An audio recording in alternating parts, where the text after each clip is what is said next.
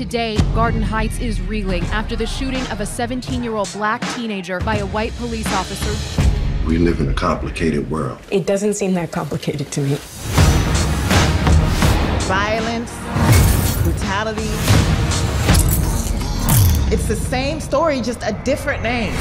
When I attack with impact, it's real tactful. The black cat waited and sat, debated. It's best if she don't talk to 5 With a passion, while seeking. He's threatening her. The only true power is the power within the people. It's about more than just color. It's about black people, poor people, everybody at the bottom.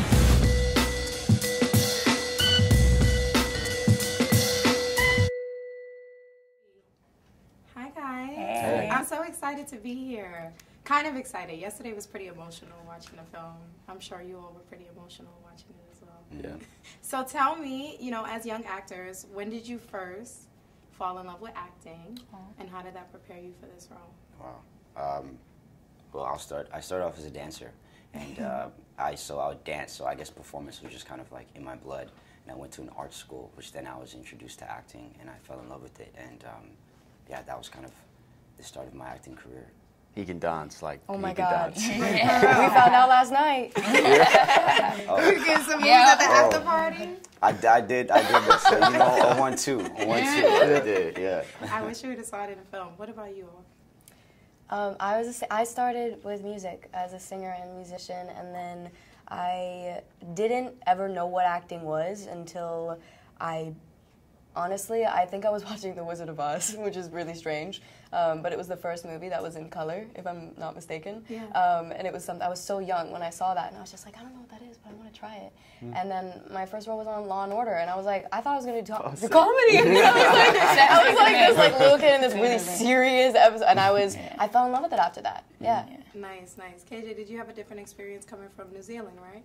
Yep, I started on a soap opera in New Zealand when I was 16, and that kind of just started the wave, I guess. I'm just kind of riding the wave. And how did you all feel about like approaching this film? Was there something in particular that made you want to be a part of it? I mean, it's definitely very relevant for the political climate that we're going through. As young actors, are you aware of that? Is it, oh, this film has purpose and this is why I want to do it? Or is it just like, it's another gig? Yeah, well, for me, I said before, I wrote a one-woman show, and it's about the destruction of black identity in America. And it deals with police brutality, because I've experienced that a lot in my neighborhood. I'm from Brooklyn, East New York. Hey, I'm from the Bronx. Hey. East side. And actually, Eric Gardner was a part of my family. And so you never think that something like that could hit so close to home, and then one day you wake up and it's on the news. Wow. And I wrote Subverted. I did Subverted 3 days before that happened, and they were supposed to come to see it.